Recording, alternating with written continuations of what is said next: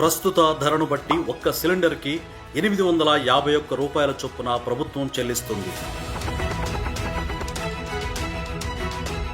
ఏడాదికి సుమారు 2,684 కోట్లు, 5 సంవత్సరాలకు 13,423 కోట్లు ప్రభుత్వం చెల్లిస్తుంది. ఈ దీపం 2.0 పథకం ప్రారంభిస్తూ చంద్రబాబు నాయుడు గారు పేద మహిళ శాంతమ్మ గారిని కలిసి గ్యాస్ సిలిండర్ గురించి అడిగితే, శాంతమ్మ, నాకు మొదటి గ్యాస్ కనెక్షన్ దీపం పథకం ద్వారా మీరే ఇచ్చారు.